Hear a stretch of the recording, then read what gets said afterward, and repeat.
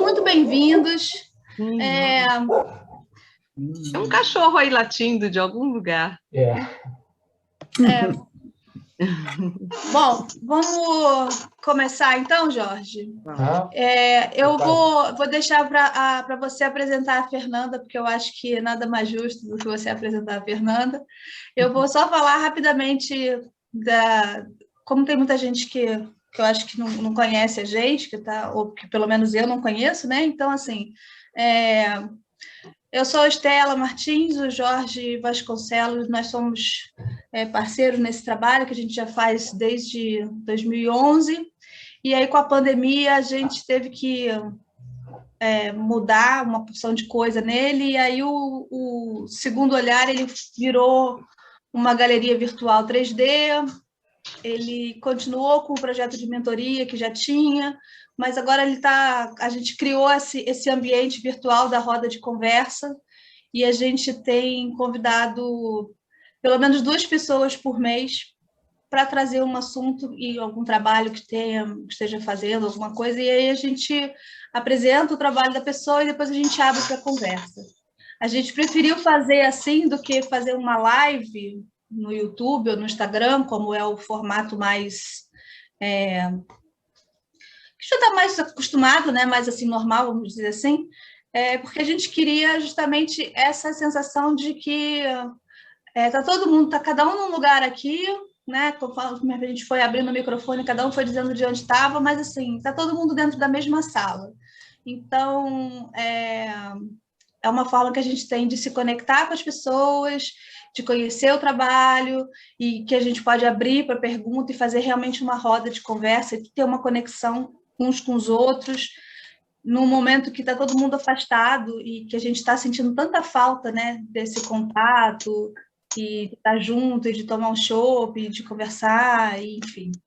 Então, a gente optou por fazer esse formato que dá um pouco mais de trabalho, a pessoa tem que fazer uma inscrição, para a gente também é um pouco mais trabalhoso, mas a gente acha que o retorno é muito maior, a troca ela é muito mais intensa, e a gente está muito satisfeito com isso.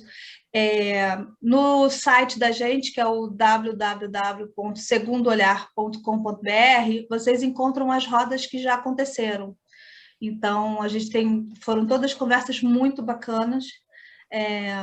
A gente se programa para ficar 1h30, mais ou menos, mas eu aviso que a gente nunca ficou 1h30, a gente sempre fica mais, porque o papo vai ficando bom, e aí a gente vai indo. O pessoal que está confuso lá na frente, a gente pede desculpas antecipadamente, mas assim, o papo fica ótimo e a gente acaba não conseguindo ficar em 1h30.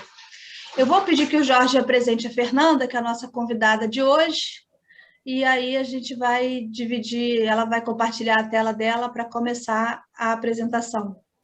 Eu queria agradecer a presença de todos, sejam todos muito bem-vindos, e o Jorge agora vai apresentar a Fernanda.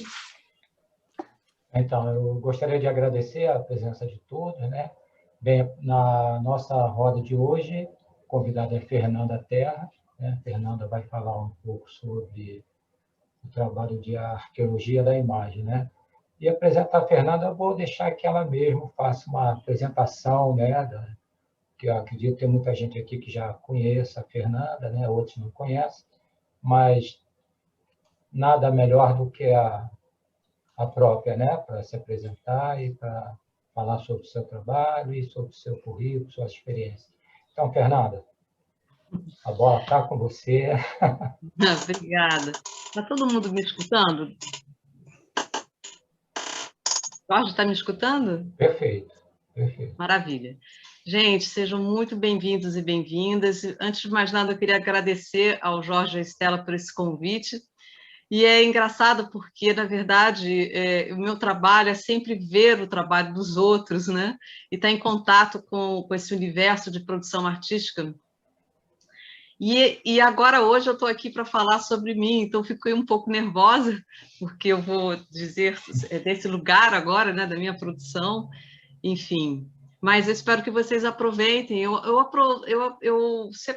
preparei uma apresentação que seria em torno de 1 hora. Eu imaginei que a gente tivesse 2 horas aqui, Estela, mas enfim. Não, mas, Aí, Fernanda, fica tranquila, porque Fica super tranquila, o Fernanda, tempo super ele fica em tranquila. aberto, ele não, A não gente vai fala cair isso, por mas 2 assim, a horas. gente nunca ficou em 2 horas. No Tranquilo. mínimo foi 2 horas e meia. A mais curta foi 2 horas e meia, entendeu? Já teve roda de 3 horas e tal. 3 horas. Não tem problema. Enquanto tiver gente aqui para ouvir, gente para falar, a gente está aqui.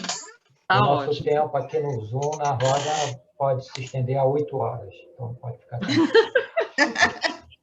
Gente, então é isso, né? Obrigada. E aí, a minha sugestão é o seguinte: eu vou apresentar e aí depois a gente conversa, porque como eu trouxe um monte de coisas para mostrar, se a gente for parar, talvez a gente perca a oportunidade de ver algumas coisas que eu preparei.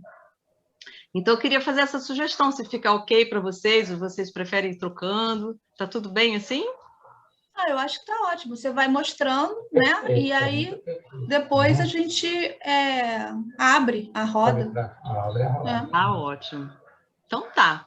Então vamos lá. Gente, eu queria começar realmente bem do comecinho mesmo, né? E tudo começou na minha vida com meu avô Chico Terra, que era um homem muito rústico, simples, mas era bem autêntico. Ele trabalhava na terra, no campo. Ele era do interior de São Paulo.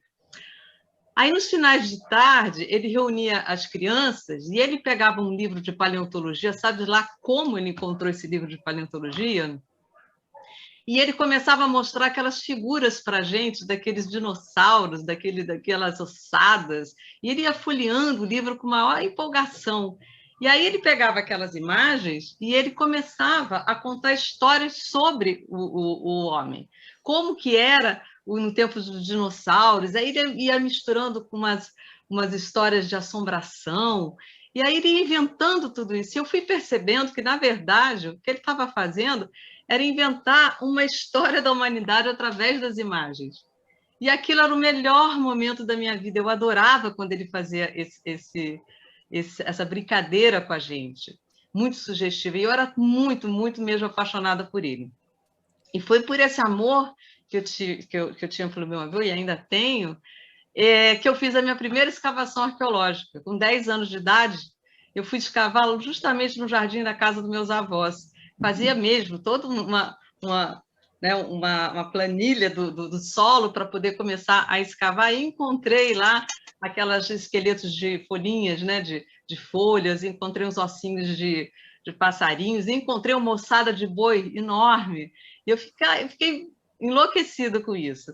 E com isso, lá na garagem da casa da vovó, eu fiz uma exposição.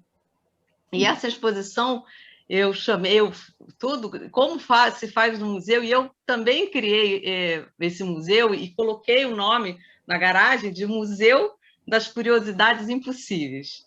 E aí eu chamei toda a vizinhança da região para ver essa exposição, e eu cobrava na entrada e na saída, vejam só. Hoje em dia as pessoas não fazem isso. Na saída também, Fernanda? Na saída também. Eu cobrava na entrada e na saída, porque a gente ganhava uma moedinha qualquer, né? Coisa de criança. E aí, com essas moedinhas, eu ia lá na esquina onde tinha uma casa que vendia argila para comprar argila para fazer trabalho de arte para minhas irmãs, né? Que a gente morava nas férias todo mundo junto. Então, assim, era uma verdadeira brincadeira, mas, ao mesmo tempo, eu não podia imaginar que aquilo ia fazer tanto sentido na minha vida, né? E eu sempre tive uma pergunta, desde essas coisas que o vovô começou a apresentar para mim, que era a pergunta que é fundamental, né? O que a gente faz aqui nessa terra? Por que a gente está aqui? Como é que a gente veio parar aqui, de fato, né?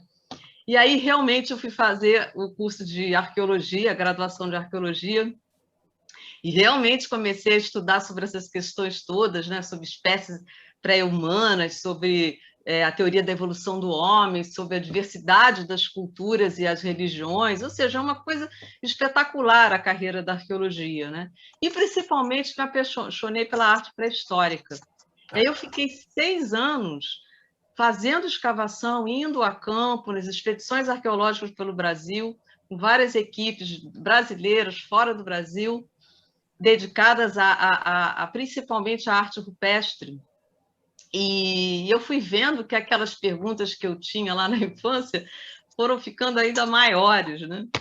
E aí eu comecei a perguntar, a partir do momento que eu fui vendo toda essa cultura material que surgia das pesquisas, que era exatamente como é que a gente tinha essa habilidade de criar linguagem, como é que a gente fazia, como é que a gente inventava tudo aquilo, né? As tecnologias mais pré-históricas, mas eram tecnologias. Como é que foram criados os primeiros traços, aquelas pinturas? Era tudo muito, e sempre foi muito intrigante na minha vida, tudo isso. Enfim, eu, como arqueóloga, descobri que nós somos sapiens sapiens, Homo sapiens sapiens. Vocês sabem o que é Homo sapiens sapiens? O que significa isso? A tradução? Alguém saberia dizer? Não? Não. Homo sapiens sapiens é o homem que sabe que sabe. Olha que interessante. É muito interessante isso, porque, por incrível que pareça, e a gente esquece que nós somos do reino animal, que nós somos mamíferos, que a gente é da ordem dos primatas, da família dos hominídeos, e uma espécie sapiens, só que é uma subespécie ainda. Nós somos uma subespécie nesse planeta que sabe que sabe. E essa subespécie que nós somos tem mais ou menos 90 mil anos, igualzinho. Nós somos, fisiologicamente falando, iguais a 90 mil anos, com as mesmas capacidades e habilidades. Mas o que mudou de lá para cá que a gente mudou tanto? Gente, como ser humano, é o mesmo. Olha que interessante. E o mais interessante é que, com essa característica muito específica nossa, nós somos os únicos hominídeos que realmente sobrevivemos e somos 70 bilhões que estamos povoando aí esse planeta. É muita gente, é muito Homo sapiens sapiens de uma vez só. Mas o que diferencia a gente dos animais e dos outros hominídeos que já viveram aqui é a nossa capacidade, essa extraordinária capacidade de um cérebro desenvolvido que tem a capacidade de criar, raciocinar e criar. Então, essa é a grande diferença que faz com que a gente possa estar aqui agora, nessa tecnologia, falando aqui entre nós, porque a gente, em algum momento, pôde raciocinar e, em algum momento, a gente pôde criar, diferente de tudo aquilo que já tinha acontecido antes no reino animal. Então, nesse âmbito do cérebro, a razão, a memória, a intuição, tudo se mescla, as emoções, a inteligência, está tudo ali, né? A gente tem esse cérebro incrível que tem essa capacidade, inclusive, de abstrair, de sonhar. Mas não é aquele sonho, como diria Bachelard no seu livro, não é aquele sonho noturno, pesado, não. A gente tem a capacidade de imaginar. E a nossa imaginação faz com que a gente possa dar sentido à vida. E essa imaginação, ao criar, a gente dá sentido, de fato, à existência. E o mais interessante é que o Bachelard fala: a imaginação é uma das audácias humanas, e só nós podemos ter isso. Ou nenhuma outra espécie tem isso no planeta. Então, o que aconteceu? Depois que eu estudei arqueologia, fui como curiosa que sou, porque toda arqueóloga tem uma curiosidade enorme sobre tudo, ela não tem nenhum freio com relação a isso, a curiosidade vai da engenharia às artes plásticas, enfim. Mas aí, passando o tempo, eu comecei a desenvolver o meu próprio trabalho de arte também sou uma artista, e comecei a desenvolver uns trabalhos que chamavam insignificantes. Eram uns trabalhos pequenininhos, feitos de ferro, assim, como uns símbolos bem pequenininhos, que eu chamava de insignificantes, e eles eram assim porque eu sentia que eles não tinham o menor sentido, eles não tinham significado nenhum. E aí depois eu larguei esse trabalho e tal, fui evoluindo no meu trabalho, e hoje eu desenvolvo instalações, performance, trabalho com fotografia, dentro do meu próprio trabalho artístico, né? E outras áreas de interesse que sempre estiveram muito fortes na minha vida foi a iconografia, claro que a filosofia da arte e a estética, e finalmente eu fui cair, né, no estudo da sabedoria chinesa como campo de arte também, porque é incrível que a filosofia ocidental ela se atém na ideia da verdade, e a sabedoria chinesa ela se atende na ideia do processo. E eu acho que hoje, na nossa contemporaneidade, a gente tem muito mais a ver com processos do que com a ideia de uma verdade, porque, aliás, a gente sabe que ninguém sabe nada, né? Principalmente agora na pandemia. Bom, e aí eu fui me aprofundando nisso, fiquei interessada na sabedoria chinesa, fui me aproximando muito do taoísmo e do budismo, como filosofia, como saberes, né? E também através das práticas milenares de autoconhecimento, né? Que eu comecei a fazer as práticas meditativas e tudo mais, e mal imaginava que quando eu iniciasse esse trabalho, eu estaria também aumentando o campo de percepção, os insights, a própria criatividade que esse tipo de prática nos oferece. É muito interessante. E aí o campo da arte foi tomando totalmente a minha vida, e eu fui me pós-graduar em História da Arte e Arquitetura, porque antes eu me graduei na Arqueologia, com uma especialização em arte rupestre, e depois eu me pós-graduei realmente em História da Arte e Arquitetura pela PUC aqui do Rio. Depois comecei a trabalhar como crítica de arte, curadora, fui fazer um mestrado em museologia e patrimônio, pensando o museu, o que seria um museu e o que seria a criação e o ato criativo. E como o museu podia se inserir nesse contexto da criação, que não fosse só um lugar de memória, mas que fosse um lugar onde que a gente chegasse para encontrar um novo, e não só encontrar aquilo que já existe, aquilo que já está lá designado, né?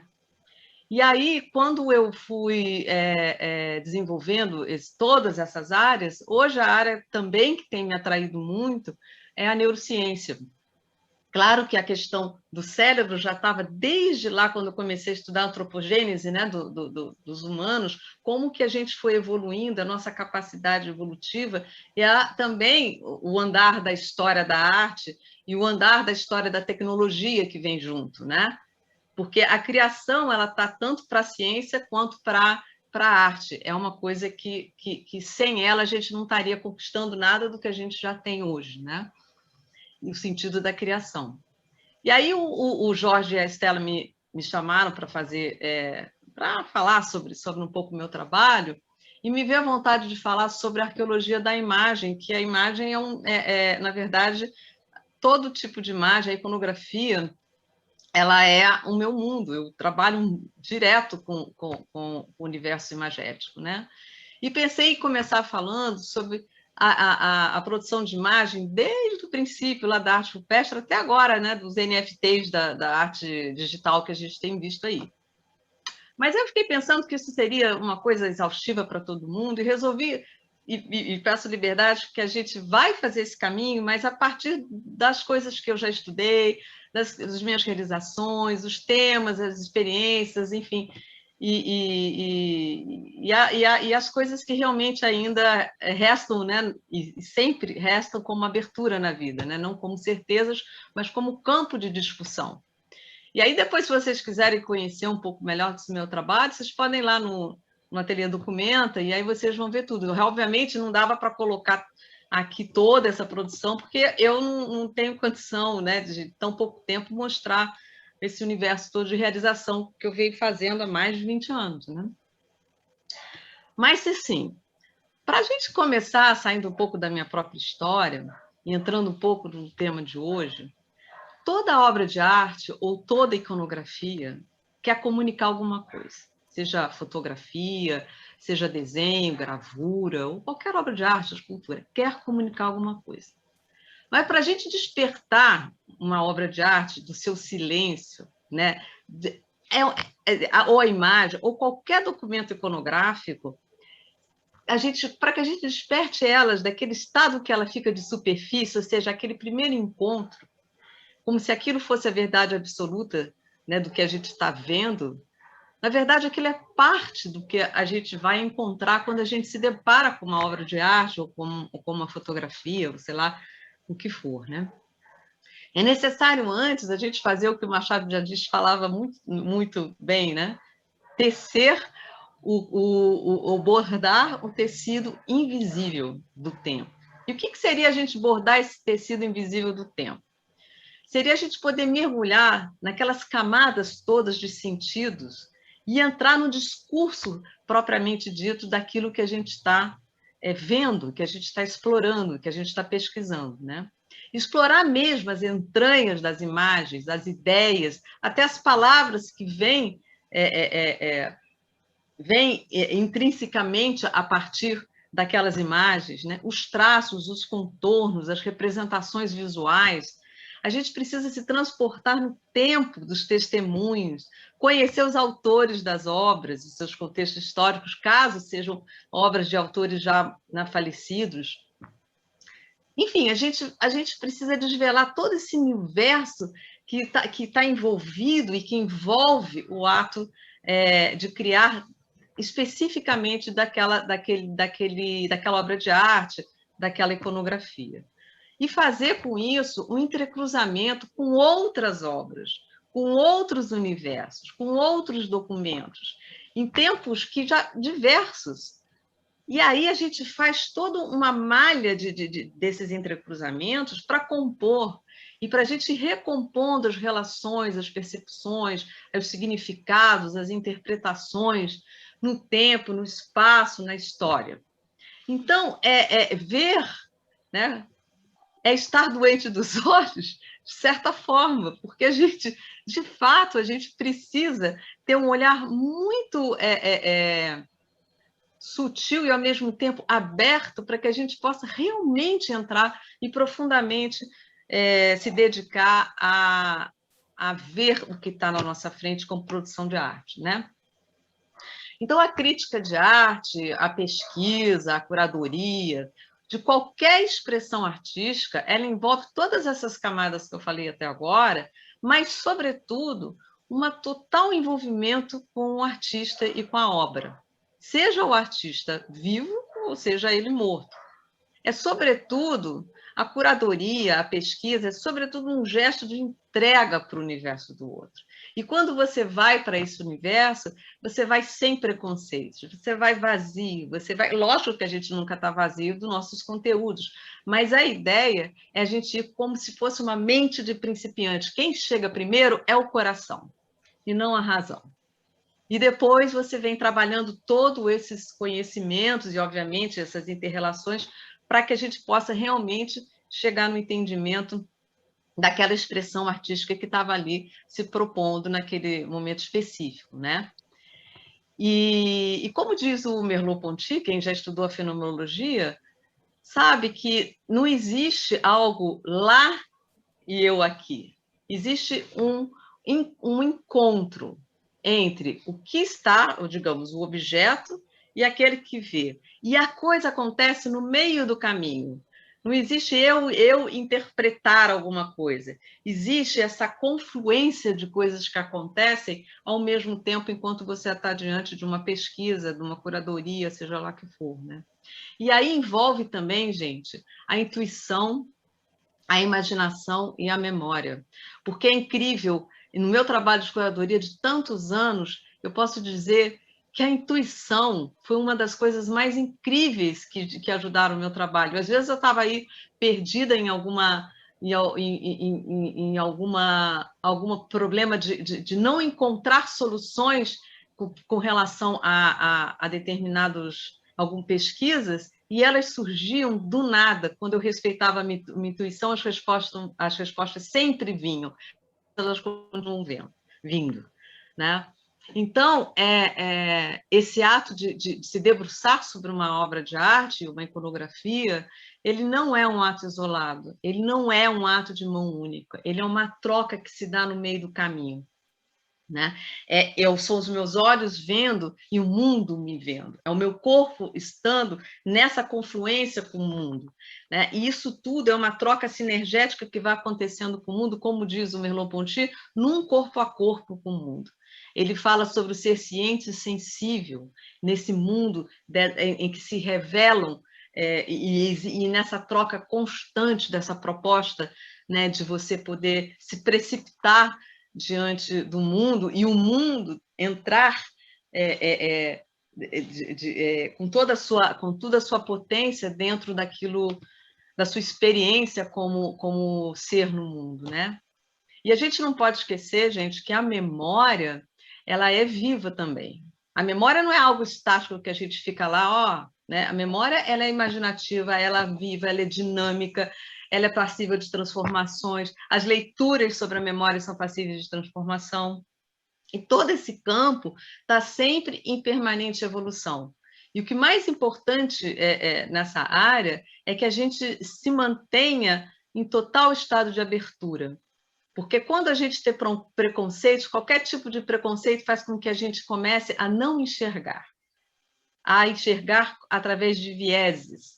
E o que aí delimita muito a nossa área de atuação. Então, provavelmente, um curador sempre será um curioso, um pesquisador também, completamente entrega sobre o trabalho e de mente e de corpo aberto, para que a gente possa encontrar os significados e significâncias daquilo que as pessoas criam na vida, né?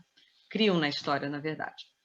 Então, gente, acabando essa primeira entrada, eu vou agora começar a mostrar um pouco, vou compartilhar com vocês. O Jorge, tá legal aqui para eu compartilhar? Ele está com o microfone fechado. Vou sim, tá legal. Estou vendo aqui que já está. Oi, pode sim, Fernanda. Pode compartilhar. Espera aí, que eu vou começar a apresentação. Vocês estão vendo em tela cheia aí? Tá. Tá? Tá tela cheia. Maravilha. Gente, essa daí é a Biblioteca Nacional. E ao nos debruçarmos sobre arquivos e bibliotecas, antes de mais nada, a gente deve saber que todo o princípio de arquivamento é, ao mesmo tempo, um veículo de memória, mas também de esquecimento.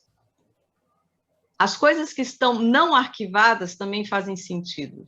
Só que a gente, às vezes, não tem acesso mais sobre essas coisas que não foram arquivadas. E toda a história é uma história que conta uma verdade e um viés. Então, toda pesquisa é necessário que você tenha, de antemão, a ideia de que aquilo sobreviveu por algum motivo, né? Não é apenas algo que foi simplesmente escolhido do nada. Tem todas as camadas de significâncias para que uma obra esteja dentro de uma biblioteca como essa, dentro dos arquivos, né? Mas a pesquisa iconográfica em bibliotecas e arquivos também é, certamente e de certa maneira, uma arqueologia que vai revelando as condutas, as organizações dos catálogos e a catalogação das obras que ali se encontram, né? E é um exercício extraordinário você chegar aí numa biblioteca como essa, que é a Biblioteca Nacional do Rio de Janeiro, e aí você se encontrar literalmente, né, envolto a esse clima de que aí existe algo que tem a ser revelado. Sempre, em qualquer uma dessas obras, tem um mundo que ninguém ainda viu, ou que está aí esperando para ser cuidado, para ser olhado. E a Biblioteca Nacional, por incrível que pareça, e talvez a gente não saiba, que ela é uma das 10 bibliotecas mais importantes do mundo, é uma biblioteca nacional importante do mundo, e ela é a mais importante da América Latina. Tá? E aí eu querendo começar aqui por uma pesquisa dentro dessa biblioteca, que eu já passei tantos anos, eu queria começar o meu trabalho mostrando, na verdade, essa exposição que eu fiz com o acervo da Real Biblioteca Portuguesa, que chegou ao Brasil em 1808, na verdade começou a chegar depois, em 1809, e foi a origem dessa biblioteca. Eu fui justamente estudar o princípio do acervo desta grande biblioteca nacional. E comecei a desenvolver um projeto sobre as gravuras, a coleção de gravuras da biblioteca, na verdade, a Biblioteca Real, a Real Biblioteca Portuguesa, que, por incrível que pareça, chegou ao Brasil. Porque quando Dom João VI sai de Portugal, às pressas, um pouco às pressas, porque já se sabia que Napoleão vinha para invadir com o general Junot Portugal, na verdade Lisboa. O que fez o rei foi esconder a sua biblioteca. Então, ele repartiu essa biblioteca, a Real Biblioteca dele, em diversos conventos de Lisboa. E parte desse material ele enterrou. E essas gravuras elas foram enterradas em caixotes em Lisboa. Até que tudo começou a ficar mais calmo e o bibliotecário Mor desenterrou e foi enviando levas e levas desse material para o